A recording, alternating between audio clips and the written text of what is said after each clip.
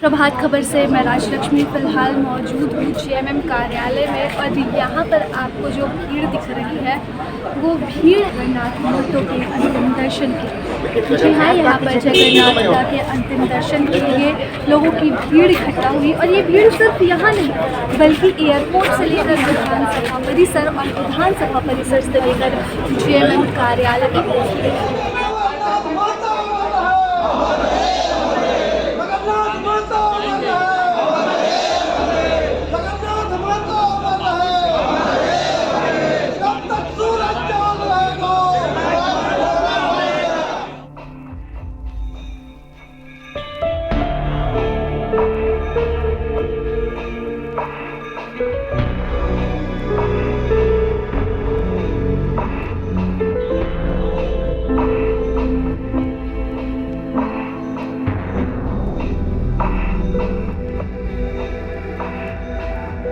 देखिए, आज से बहुत बड़ा जद्दा हम लोग खो दिया।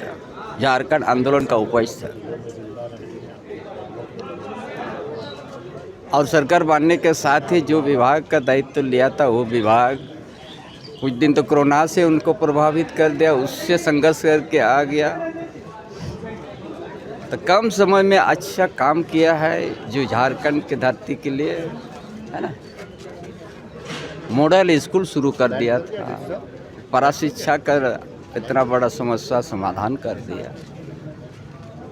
बड़ा अच्छा सोच विचार के हमारे सहयोगी था जगन्नाथ महतो।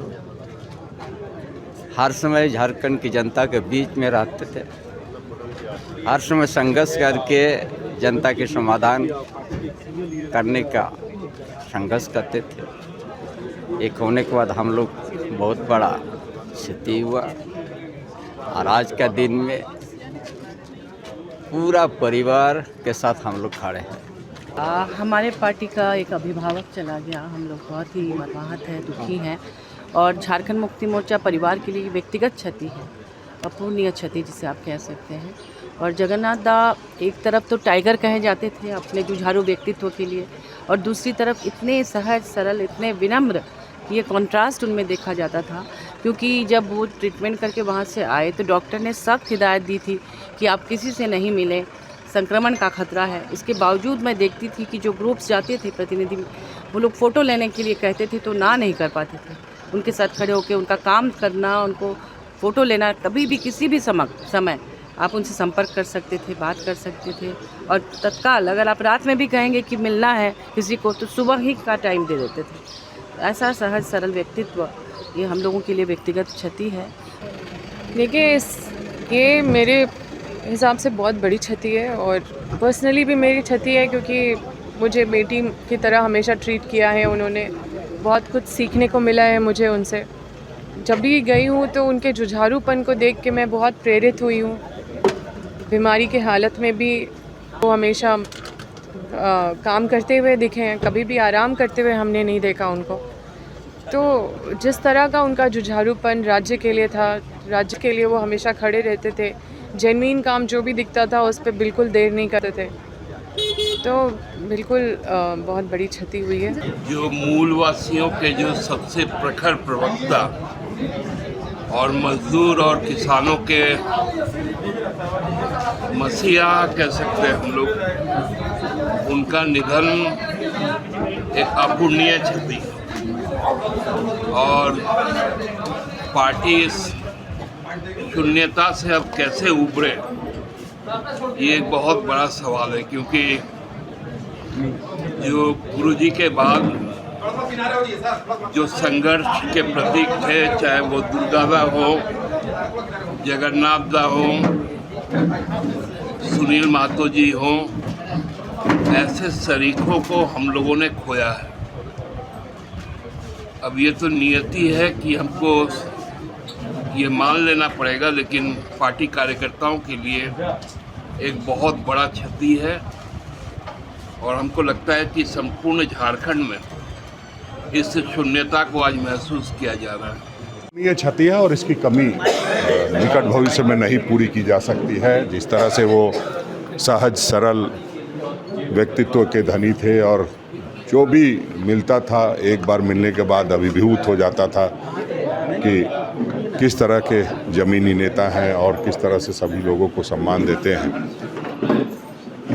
बोकारो से आते थे हम लोग, उसी ज़िले से आते हैं और निश्चित रूप से उनकी ज़मीनी लड़ाई को देखा हमने। विस्थापितों के लिए संघर्ष कहिए, गरीब मजलूमों के लिए संघर्ष कहिए, संघर्ष उपज थे और इसलिए उनको टाइगर कहा जाता था।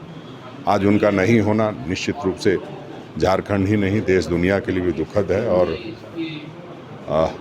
हम लोग उनको तभी सच्ची श्रद्धांजलि दे पाएंगे जब वो जो जैसा सोचते थे उसको हम लोग पूरा कर पाएंगे।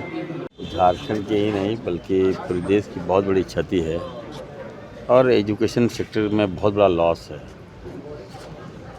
जगन्नाथ बाबू हमारे अबक थे और जब भी कोई इशू होता था तो सबसे पहले वो आगे आते थे। 2 बार से मैं विधानसभा में था। एक बार की घटना मैं आपको शेयर कर रहा हूँ। जब मैं पहली बार चुनाव जीत कर गया था तो शून्यकाल का समय 4 बजे होता था और मेरा जो रेसिडेंस था उनके बगल में ही था। मुझे नॉक करते थे, मुझे हाथ पकड़ के शून्यकाल डलवाते थे। वो आज हमारे बीच नहीं। बजट सत्र में सबसे पहला सवाल मेरा उन्हीं से था। स्पीकर महोदय कहते रह गए कि आप बैठ के जवाब दीजिए, बैठ के जवाब दीजिए, बैठ के जवाब दीजिए, लेकिन नहीं। वो जो जज्बात था उनके अंदर, जो एक जवाब देने का जो शैली था, जनता के प्रति जो समर्पित था उनका, वो निश्चित तौर पर वो चला गया। लेकिन इतना जरूर कहूँगा कि वो दुनिया से तो चले गए हैं लेकिन मेरे दिल से आज भी नहीं जाएंगे। मैं काफ़ी मर्माहत हूँ और ईश्वर से, अल्लाह ताला से रमज़ान के महीने में मैं दुआ करूँगा कि आत्मा को शांति दे और इतनी बड़ी पीड़ा जो उन परिवार में है उनको सहने की शक्ति दे। प्रभातखबर.com, विश्वास वही, रफ्तार नहीं।